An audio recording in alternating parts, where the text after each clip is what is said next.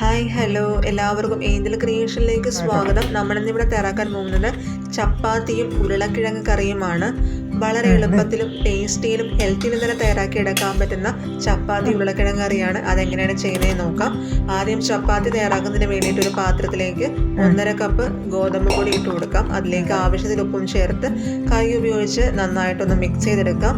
അങ്ങനെ നമ്മൾ മിക്സ് ചെയ്തതിന് ശേഷം ആവശ്യാനുസരണം അല്പമായിട്ട് കുറച്ച് വെള്ളം ഒഴിച്ചു കൊടുത്ത് നന്നായിട്ട് മൃദുവായിട്ട് സോഫ്റ്റായിട്ട് നന്നായിട്ട് കുഴച്ചെടുക്കാം.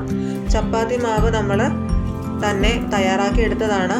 ഗോതമ്പ് ഉണക്കി പൊടിച്ചെടുത്ത ചപ്പാത്തി മാവാണിത്. അങ്ങനെ നമ്മൾ കൈ ഉപയോഗിച്ച് നല്ല രീതിയിൽ ചപ്പാത്തി മാവ് ഒന്ന് കുഴച്ചെടുക്കുകയാണ്. അങ്ങനെ നമ്മൾ ചപ്പാത്തി മാവ് നന്നായിട്ട് കുഴച്ചെടുത്തിട്ടുണ്ട്. നല്ലതുപോലെ സോഫ്റ്റ് ആയിട്ടുണ്ട്. ഇനി നമുക്ക് ഒരു 10-15 മിനിറ്റ് അടച്ച് വെച്ചൊന്ന് റെസ്റ്റ് ചെയ്യാൻ വെക്കാം. ആ സമയം കൊണ്ട് ഉരുളക്കിഴങ്ങ് കറി വെക്കുന്നതിന് വേണ്ടി കുക്കറടുപ്പ് ചൂടാൻ വയ്ക്കുക. കുക്കർ ചൂടാകുമ്പോൾ അതിലേക്ക് ആവശ്യത്തിന് വെളിച്ചെണ്ണ ചൂടാകുമ്പോൾ 1 ടീസ്പൂൺ കടുകിട്ട് നന്നായി പൊട്ടിക്കാം. അതിലേക്ക് ഒരു തണ്ട് കറിവേപ്പില ഇട്ട് കൊടുക്കാം. ഒപ്പം തന്നെ 3 പച്ചമുളക് നെടുകെ കീറിയത് ഇട്ട് കൊടുക്കാം.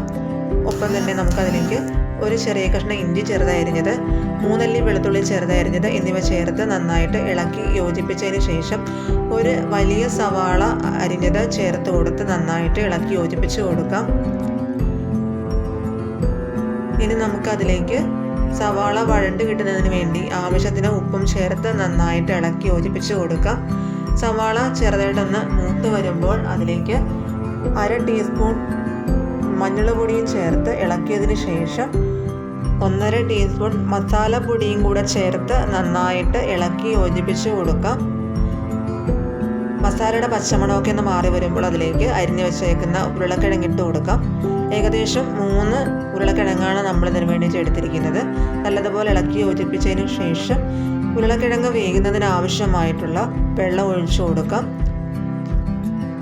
അതിനുശേഷം നമുക്ക് നന്നായിട്ട് ഇളക്കി യോജിപ്പിച്ചതിന് ശേഷം കുക്കർ അടച്ച് വെച്ച് 3 വിസിലടിച്ചൊന്ന് വേവിച്ചെടുക്കാം.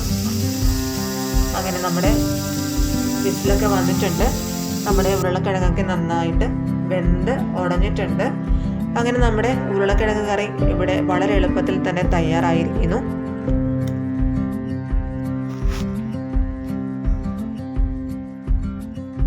ഇനി നമുക്ക് ചപ്പാത്തി തയ്യാറാക്കുന്നതിന് വേണ്ടിയിട്ട് നേരത്തെ കുഴച്ച് വെച്ചേക്കുന്ന മാവ് നമുക്ക് ചെറിയ ഉരുളകളായിട്ട് ഉരുട്ടിയെടുത്ത് എടുത്ത് വെച്ചേക്കുന്ന പൊടിയിലേക്ക് ഇട്ട് നന്നായിട്ടൊന്ന് പൊതിഞ്ഞെടുക്കാം.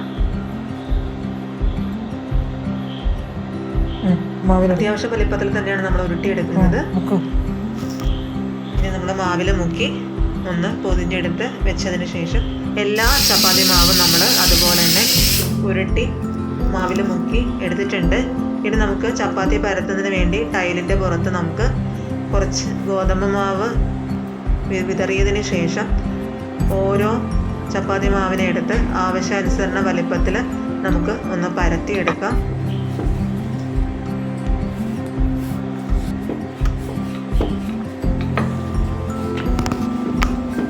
അങ്ങനെ നമ്മൾ ചപ്പാത്തി മാവ് ഏകദേശം നല്ല വലിപ്പത്തിൽ തന്നെ പരത്തിയെടുത്തിട്ടുണ്ട്.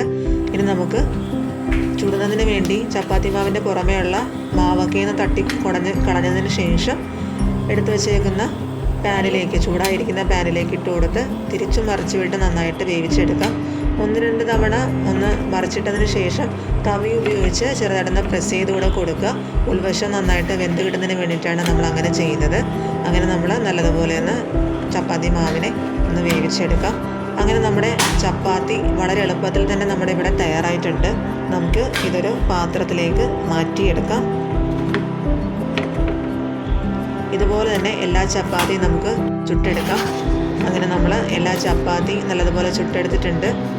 അപ്പോൾ വളരെ എളുപ്പത്തിൽ തന്നെ തയ്യാറാക്കിയെടുക്കാൻ പറ്റുന്ന ചപ്പാത്തിയും ഉരുളക്കിഴങ്ങ് കറിയുമാണ് നമ്മൾ ഇതിനെ ഉണ്ടാക്കിയത്.